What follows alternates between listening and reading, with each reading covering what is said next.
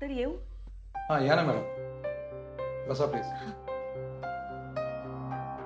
तुम्ही फोन केला होता मला, हो अगदी एवढं अर्जंट अपॉइंटमेंट? डॉक्टर, अमोलला हा झालेला त्रास अगदी अलीकडे व्हायला लागलाय. आधी असा त्रास होत नव्हता. मला ना राहून राहून असं वाटतं की काहीतरी राहून गेलंय, काहीतरी काहीतरी चुकतंय. तुम्ही जे बोलताय ते मला नीट समजत नाहीये. डॉक्टर, अमोल जेव्हा लहान होता, म्हणजे अगदी जन्म झाल्याच त्याला एका माणसाने पळवून नेलं होतं आणि त्या गोष्टीचा आम्हाला सगळ्यांना खूप त्रास झाला.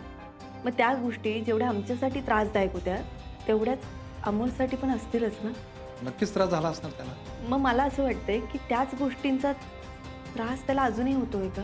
म्हणजे त्याच्या मानसिकतेवर अजूनही त्या गोष्टींचा परिणाम होतोय का? एक मिनिट.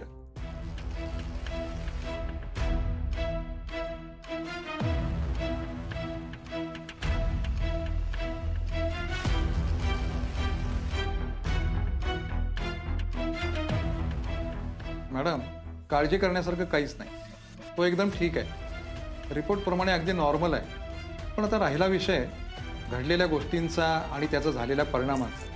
मला सांगा मॅडम, तुमच्यावरती ह्या गोष्टी किती मॅटर करतात हो? जास्त नाही. येस, सेम अबाउट हिम. त्याच्या बाबतीतही तसंच आहे. आता भीतीमुळे त्याला चक्कर येते हे तितकंसं काही खरं नाही आहे. कुठलीही गोष्ट ठराविक काळासाठी असते. अगदी आपल्या भावनांचंही तसंच आहे. नाही पण डॉक्टर मला ना पण मॅडम, तुम्ही जरा जास्तच विचार करताय. डॉक्टर, मला खरंच असं वाटतं की काहीतरी राहून गेलंय. मॅडम, लहान मुलं जास्त चंचल असतात.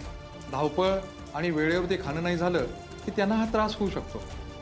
तुम्ही एक काम करा, त्याला ऑइल फ्री फूड द्या आणि काही दिवसासाठी श्वासाचा व्यायामही त्याला सांगा. पण प्लीज तुम्ही काही काळजी करू नका. तो एकदम ठणठणीत आहे. डॉक्टर, आईचं काळीज आहे माझं. तोपर्यंत अमोल माझा पूर्णपणे बरा होत नाही ना, तोवर मला आराम नाही. समजू शकतो मी. काही लागलं तर मला सांगा. तुम्ही आता जे काही सांगितलं ते मी नक्की फॉलो करेन. ओके, येते. Take care. थँक्यू.